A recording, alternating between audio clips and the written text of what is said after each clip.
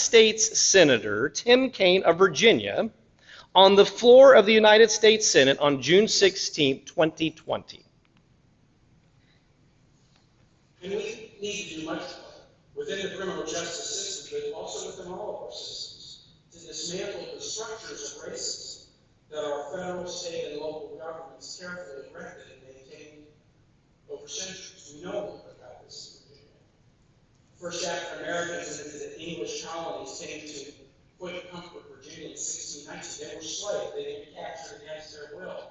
But they landed in colonies that didn't have slavery. There were no laws about slavery in the colonies at that time. The United States didn't inherit slavery from anybody. We created it.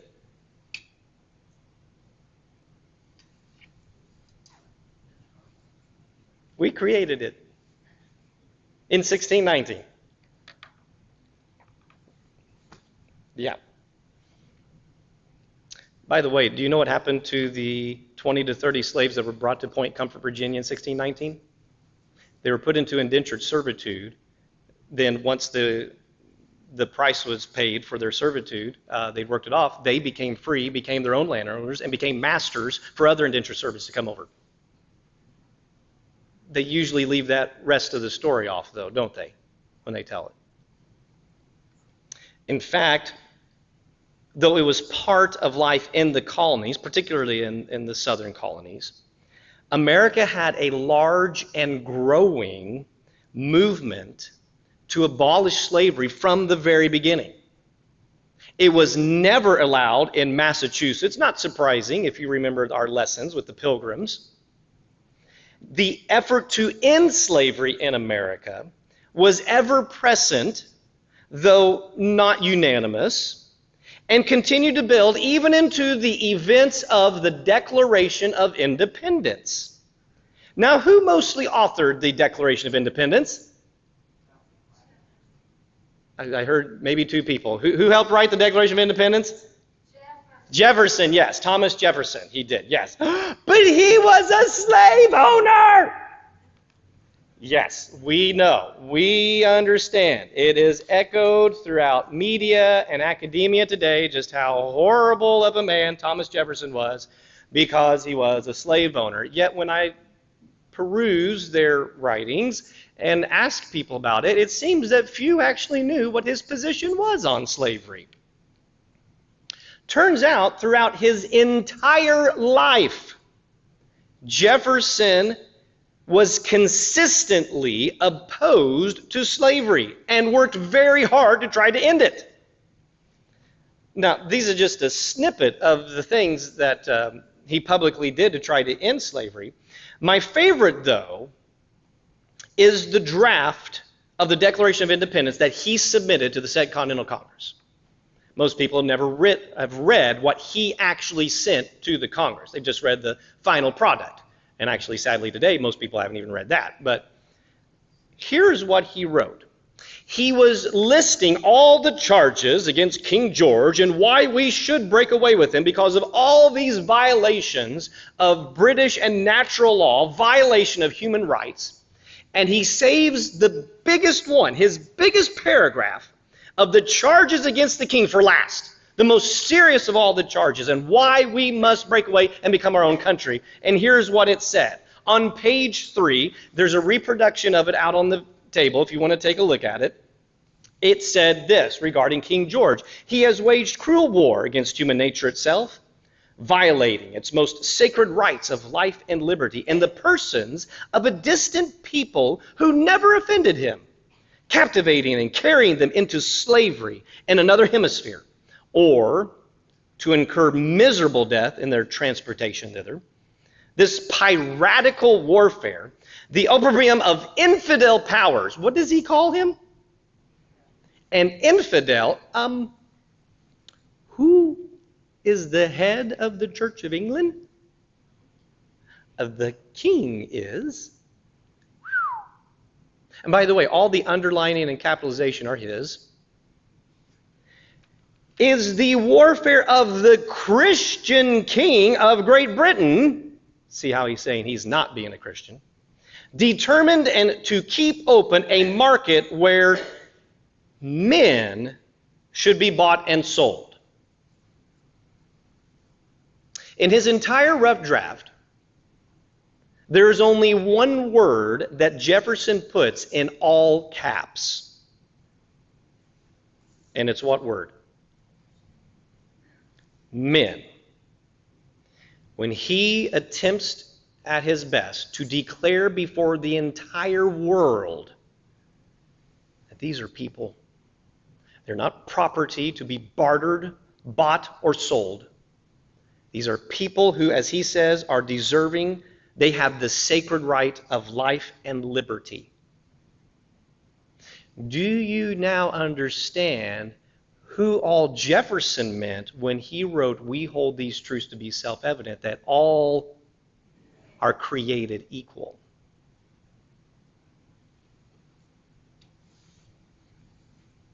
When it was brought before the entire Congress, everything in the Declaration had to be unanimous, all 13 colonies agreeing. 11 agreed to keep that in there. Even Virginia and North Carolina,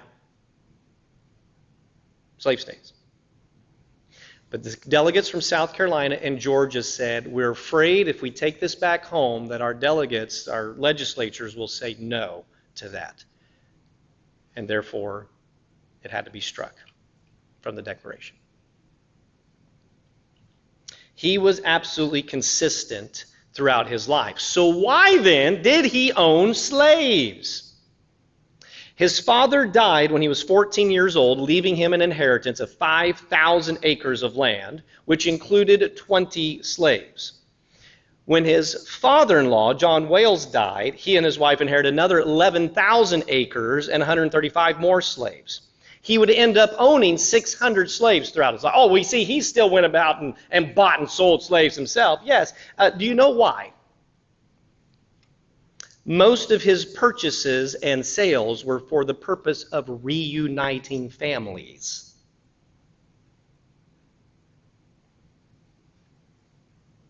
He was very kind. They always had Sundays off. They had the holidays off. He gave extra personal time during the winter months. He would let them go travel to other places to see family. He would pay them for vegetables raised, meat from hunting, fishing, extra tasks performed outside the normal hours. Virginia law made it very difficult, though, for the freeing of slaves. And when Jefferson died, he wanted it to be in his will that they'd all be freed. But Jefferson had a rather large amount of debt.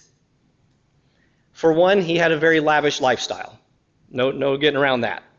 Always building new things, fancy clothes, put on a big spread anytime any visitor showed up. You literally could just walk up to Jefferson's house and he'll invite you in for supper and give you the whole big. So he had big debt. Also debt from buying slaves to reunite families. So when he died, 1826, everything had to be put up for auction to pay off his debts by law. And the slaves who recorded in journals and letters what happened there said that that auction day was the saddest day of their lives. Because they didn't know where they were going to end up at and whether they would see family members ever again. If you're curious about the whole Sally Hemings thing, talk to me afterwards about it. I'll tell you what I think about that as well. George Washington, though, I have to mention him because he too is berated in our culture today. He inherited 10 slaves at age 11 when his father died. He would go on later to buy a few more, then gained 84 when he married Martha. He was raised in a slave culture, thought that was normal, so he engaged in the daily routine of being a slave owner. Even though he still gave them Sundays off, and he made sure they had their own homes and gardens and chickens and whatever else they needed to help take care of themselves. They were free to visit people at other plantations in order to see family. And if someone became ill or injured, he personally would be at their side to make sure they were taken good care of. And some books have that he was a harsh master, he was a violent master, when it turns out, in order for there to be any kind of severe punishment, he had to personally give written permission. He would not allow his slave masters to take care of it. He had to be informed and know exactly what happened. before anything could be conducted in that way. So it was actually pretty rare. He preferred incentives like cash, which I'm like, who doesn't? He went through an experience in his life of helping people overcome incredible odds in order to gain their freedom. And he met a lot of people along the way and became very good friends with them who absolutely abhorred the practice of slavery, and it kind of weighed on his soul. And over time, especially after the Revolution, he had a major change of heart and realized this is wrong. They're right, and we need to try to rectify this problem in our country. And so when he died, he made provision in his will. He had no debt, that all of his slaves would be set free. By law, those that were allowed to be freed were when he died. He also made it in his will that they could never be put into slavery again by Virginia law. And those who were either too young at the time, or too old, or infirmed, or injured, or sick, however long they needed to stay on property, his estate would take care of them, and did so into the 1830s. He died in 1799. One of those who was taken care of for the rest of his life was William, or Billy Lee. I don't have time to tell you his story, but he was a very close companion to Washington, a very dear friend of his, who accompanied him throughout the Revolution. And after all the nights of debating with his war council what to do, it's a hopeless cause, blah, blah, blah, blah, blah, he'd go back to his tent, and there was Billy Lee he could just sit back and chat with. Very dear friend of his. This is just a glimpse into the truth that America was not founded as a tyrannical state dedicated to the preservation and expansion of slavery. Rather, you know who it is that Abraham Lincoln credited for paving the way for the end of slavery in the United States. He said it was the founders and the Declaration and Constitution and the first lawmakers in the United States that made it possible for slavery to end.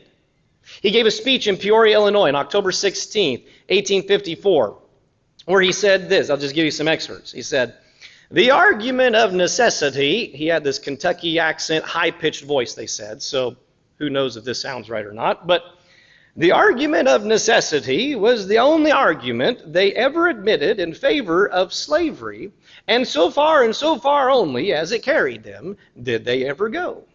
They found the institution existing amongst us, which they could not help, and they cast blame upon the British king for having permitted its introduction." See, you know that now.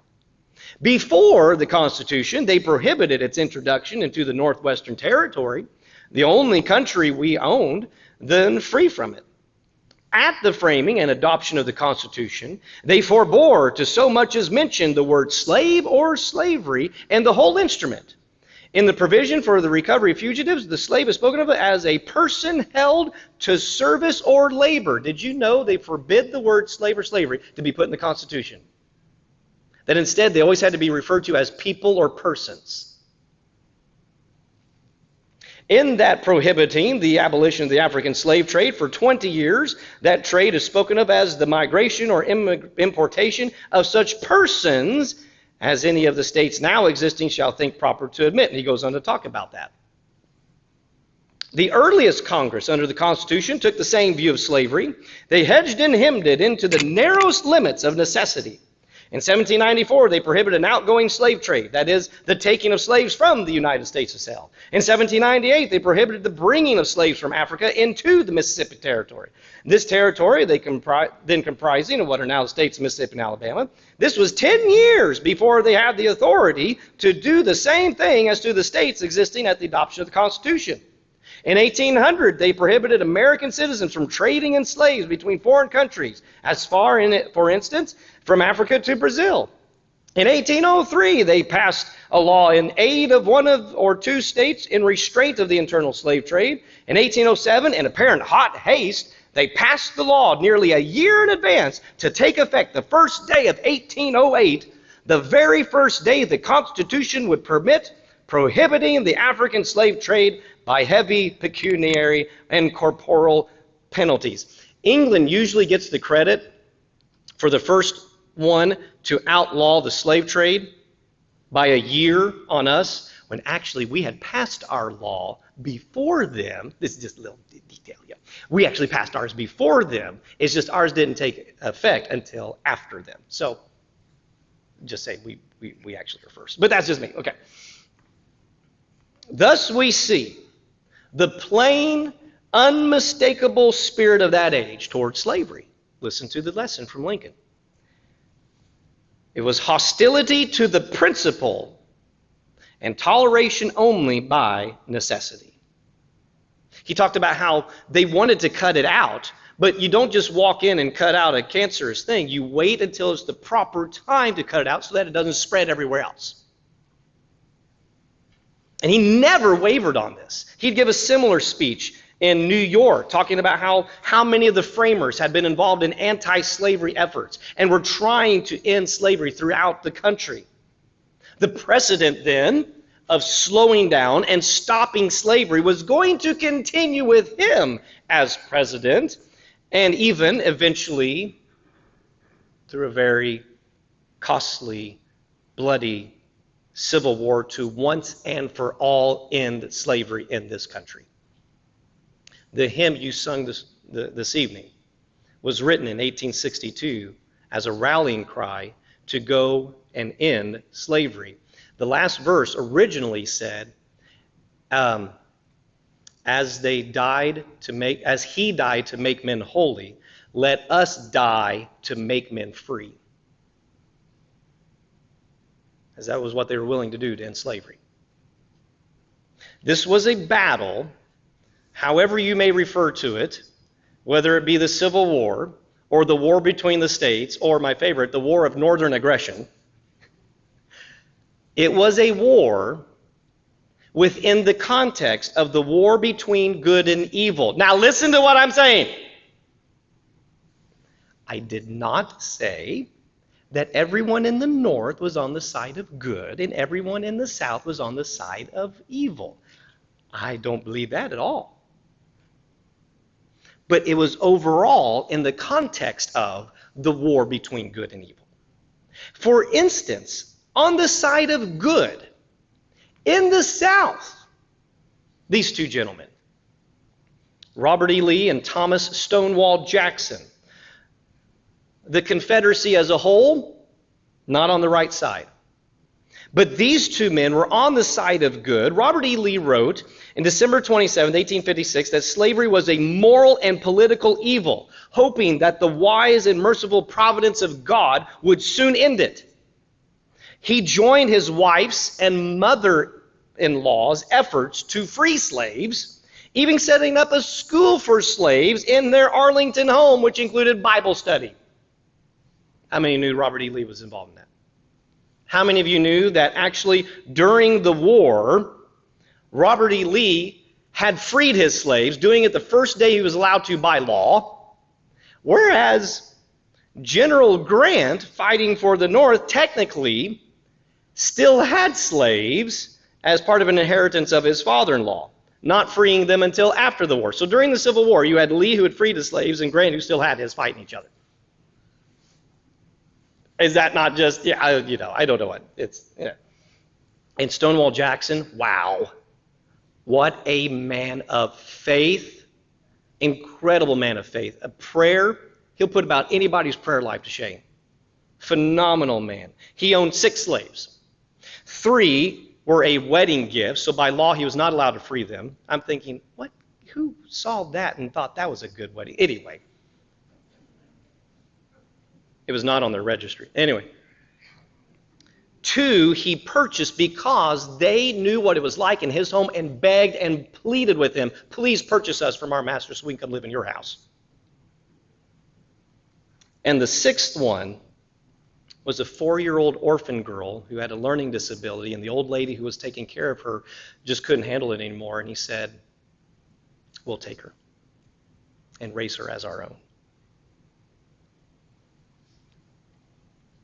He organized Sunday school classes for slaves, taught them personally, believed they should know the scriptures, that they should be able to read and write, doing everything he could to remedy the situation. His preacher said the black man never had a greater friend than Thomas Jackson. I think we need to tear his statue down, don't you? Now, for an example of evil in the South. The vice president of the Confederacy himself, Alexander Stephens, he'll do. On March 21st, 1861, just a few weeks after Lincoln's inauguration, and right after the Provisional Confederate States Congress had come together and drafted the new Confederate Constitution in Montgomery, the provisional vice president, Stephens, came home to his home state of Georgia and gave a speech in Savannah. And here's a little excerpt of that speech. And again, I do the whole accent thing, not to demean anybody or anything like that, just to, I do it. I don't know why. I just, you can pay me or not, it doesn't matter. So anyway, here's what Alexander Stephens said. All the essentials of the old Constitution, which have endeared it to the hearts of the American people, have been preserved and perpetuated. Some changes have been made. The new Constitution has put at rest forever all the agitating questions relating to our peculiar institution of African slavery, as it exists amongst us, the proper status of the Negro in our form of civilization. This was the immediate cause of the late rupture and present revolution. Now, you can argue states' rights and all that stuff, but I want you to understand what he said was the reason for the present revolution. And that's what they saw themselves as, a new revolution. Listen to what he teaches us, though, about our founding. Jefferson, in his forecast, had anticipated this as the rock upon which the old Union would split, and he was right.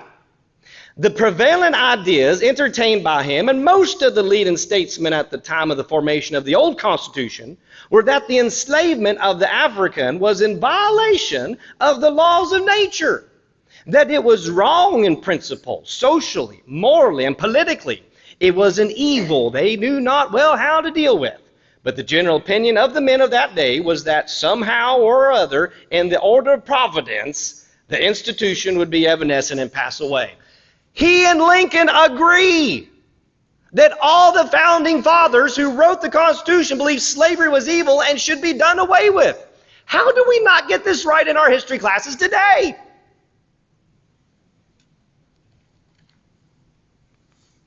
Those ideas, however, were fundamentally wrong. They rested upon the assumption of the equality of the races. This was an error. It was a sandy foundation, and the government built upon it fell when the storm came and the wind blew. Our new government is founded upon exactly the opposite idea. Its foundations are laid, its cornerstone rests. This is called the cornerstone speech of the Confederacy. Its cornerstone rests upon the great truth that the Negro is not equal to the white man, that slavery, subordination to the superior race, is his natural and normal condition. This, our new government, is the first in the history of the world based upon this great physical, philosophical, and moral truth. As I have stated, the truth of this principle may be slow in development, as all truths are and ever have been, in the various branches of science. Oh, what teaches us this, he says? The science. Oh, I'll come back to that in just a second. Hold on. Many governments have been founded upon the principle of the subordination and serfdom of certain classes of the same race. Such were and are in violation of the laws of nature. Our system commits no such violation of nature's law. With us, all of the white race, however high or low, rich or poor, are equal in the eye of the law. Not so with the Negro. Subordination is his place. See why we needed to fight this war. Here is the science he so desperately cherished. In 1871, 6 years after the Civil War, you can read this. At some future period, the civilized races of man will almost certainly exterminate and replace the savage races throughout the world. Oh, really? At the same time, the anthropomorphous apes, as Professor Schafferhausen has remarked, will no doubt be exterminated. The break between man and his nearest allies will then be wider, for it will intervene between man and a more civilized state, as we may hope, even than the Caucasian, and some ape as low as a baboon, instead of as now, between the Negro or Australian and the gorilla. This was written by the great scientist Charles Darwin in his book, The Descent of Man, in which he argues that someday the break between humans and apes, or baboons and gorillas, will be much more distinguished than it currently is, because of, as now, Darwin says, there's hardly any difference between Africans and gorillas.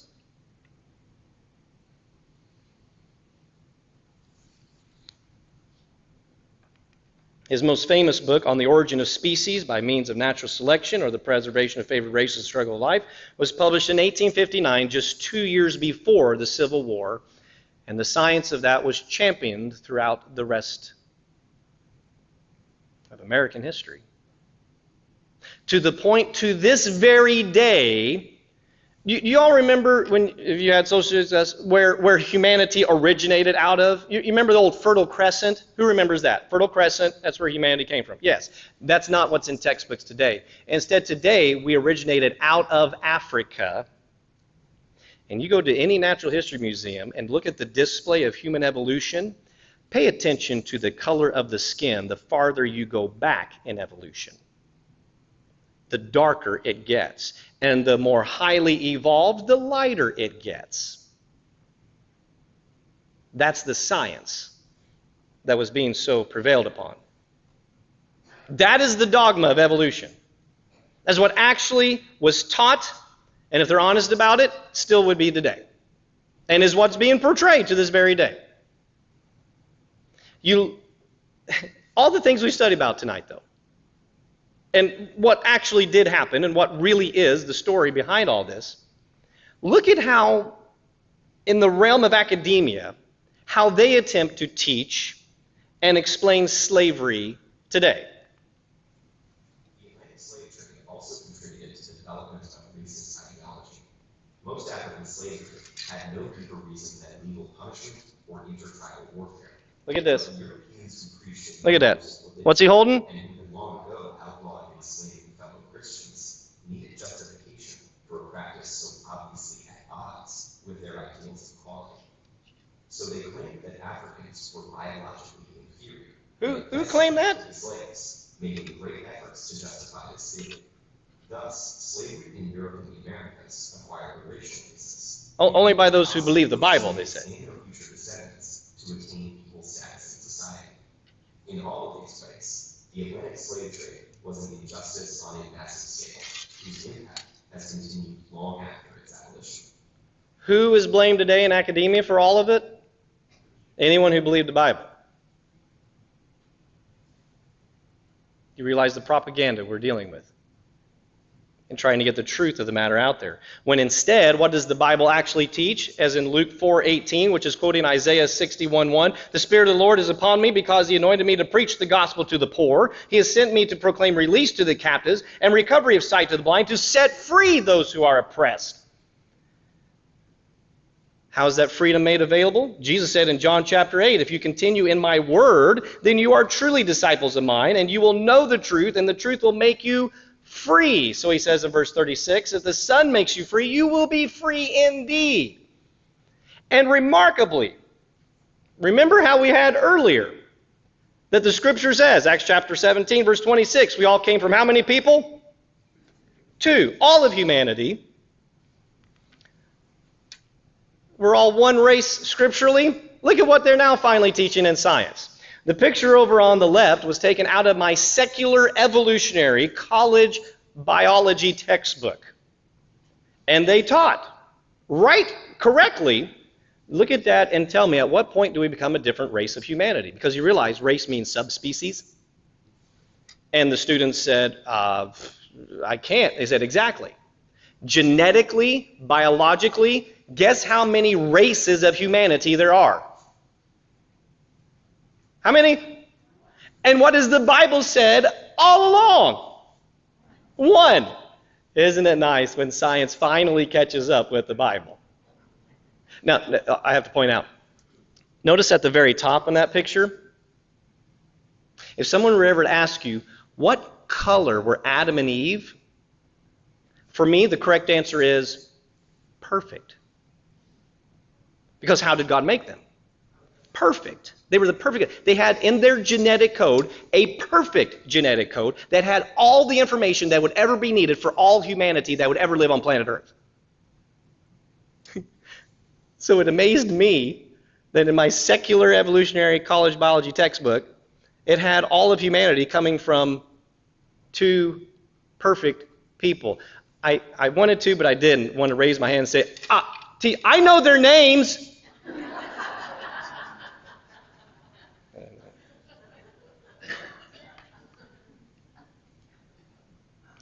So back to that train, leaving Philadelphia for Baltimore. You thought we'd forgot.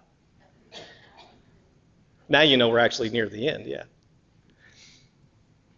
Waiting for that package to arrive on the night of February 22nd,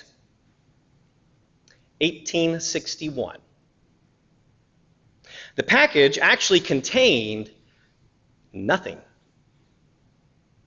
It was simply a fail-safe so that the train would not leave until it arrived, actually guaranteeing that the 2 men, the lady and her invalid son, would be on board before the train would leave. The package had been sent by one of those 2 men. His name was Allan Pinkerton, who was overseeing this secret operation. The other man was 300-pound barroom brawler Ward Layman, who was working with Pinkerton. You did not want to mess with him. Make a good linebacker, right? Yeah. The lady was Kate Warren. She also was one of Pinkerton's agents. And the invalid son, who was kindly let in the back door so he wouldn't have to be embarrassed and be seen in front of everybody else, of all the other passengers, turned out to be a gentleman named Abraham Lincoln. Just the night before, he had been informed by Pinkerton of the assassination plots to take place in Baltimore, when in the middle of the day they had to transfer from the train from Philadelphia to Baltimore, go across town, which would be filled with thousands of people wanting to see the president-elect on his way to the other train to go to D.C., and would be a simple, very easy target to be knocked off. And they had hundreds of guys placed within the crowds to do that. They demanded he leave right away to get to safety. And Lincoln said no.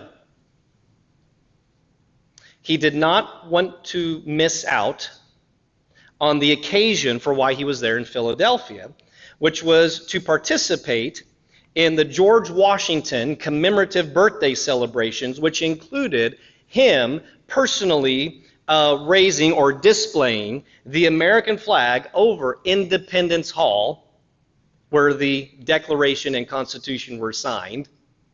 And this is an actual photograph of the event. That is the flag that they were unfurling. It's not going to become the official flag of the United States, because that happens on July 4th, for the new star that had been added for, what was it? Was it Kansas? I wanted to say Kansas. I was thinking it was Nebraska. But anyway, there's a reproduction of this flag on the table back there, so you can see what it looked like. You can zoom in, and I'll circle Lincoln and his son Tad there. There's Lincoln giving the speech, and there's his son Tad. In that ceremony, Lincoln gives a short speech, just having learned about the assassination plots that were supposed to take place the next day in Baltimore. This is a little snippet of that speech. I don't have a recording, but here's what he said when he stood in the very room where the Declaration and the Constitution had been signed. I am filled with deep emotion at finding myself standing here in this place where we were collected together, the wisdom, the patriotism, the devotion to principle, from which sprang the institutions under which we live. I've often pondered over the dangers which were incurred by the men who assembled here and framed and adopted that Declaration of Independence. I've pondered over the toils that were endured by the officers and soldiers of the army who achieved that independence. It was not the mere matter of the separation of the colonies from the motherland, but that sentiment in the Declaration of Independence which gave liberty not alone to the people of this country, but I hope to the world for all future time. And all great applause breaks out. Oh, it's a great applause line.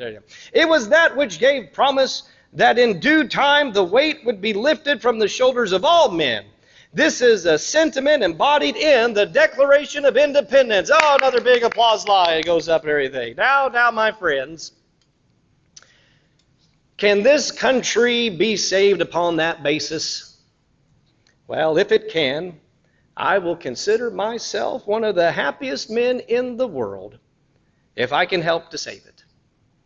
If it cannot be saved upon that principle, it will be truly awful.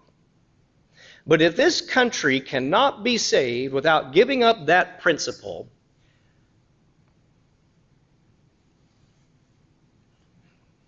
and he paused.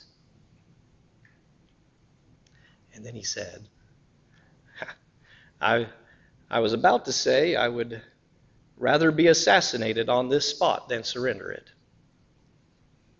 He then goes on and talks about avoiding war and bloodshed, and then says, to conclude, my friends, this is a wholly unexpected speech, and I did not expect to be called upon to say a word when I came in here. Could have fooled me, but I suppose it was merely to do something toward raising the flag. I may, therefore, have said something indiscreet, to which people go, no, you're doing great, keep going. That's never happened anywhere I spoke. Anyway. And he said this, I have said nothing but what I am willing to live by, and, if it be the pleasure of Almighty God, to die by.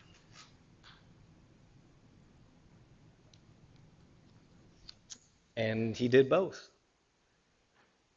Lincoln will safely arrive at Washington, D.C., having thwarted the plans of the would-be assassins, where he will be inaugurated the 16th President of the United States. My favorite part, by the way, of that story, the Chief Justice of the Supreme Court is the one who gives the oath of office, right?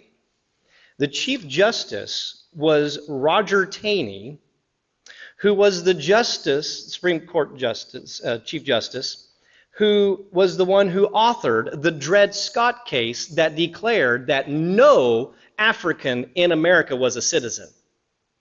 That's what the Dred Scott case actually says. Whether you're free or a slave, you are not a citizen of the United States just because your skin's black. And he's the one who has to swear in Abraham Lincoln as president. Is that not great?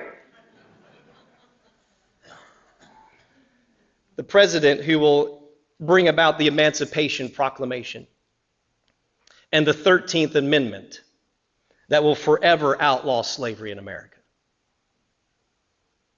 Lincoln lived by and died by his faith and his beliefs in a war that preserved this country, by ultimately ending the evils of slavery at a cost of 1.7 million casualties and over 655,000 deaths.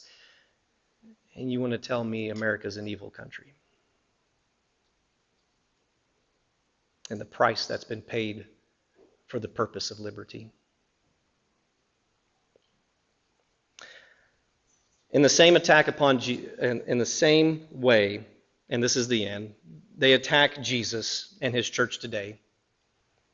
In the war between good and evil, the cost of Jesus and his sacrifice, his life, his blood that he shed for the ending of enslavement to sin.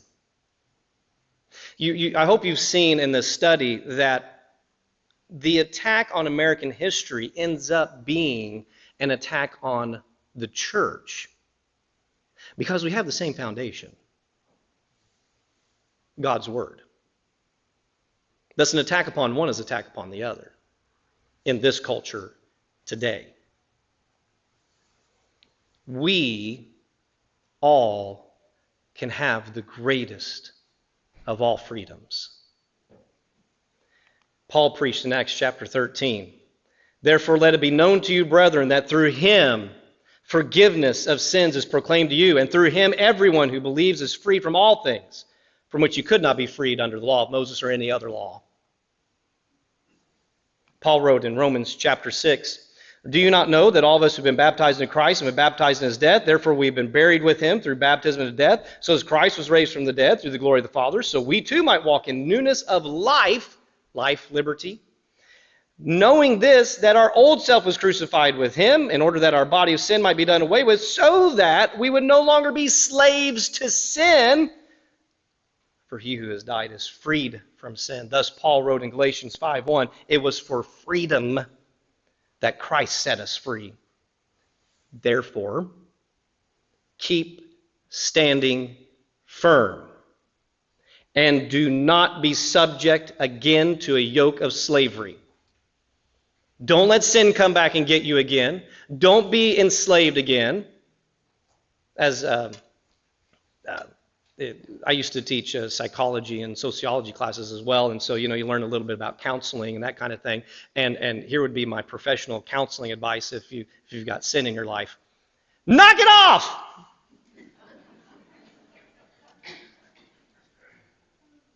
Don't be enslaved to it, because Peter said in 2 Peter 2:19, "For by what a man is overcome, by that he is enslaved." You don't have to be enslaved anymore.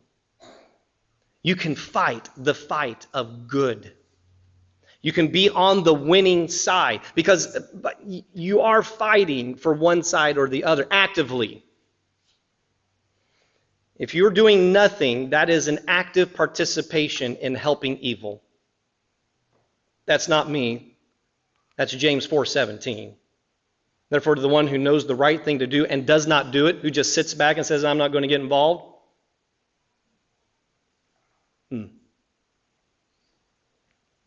So choose you this day whom you will serve, which side you will join. Satan and his minions enslaved to sin, or Christ and his eternal love in true freedom and liberty. Let's pray.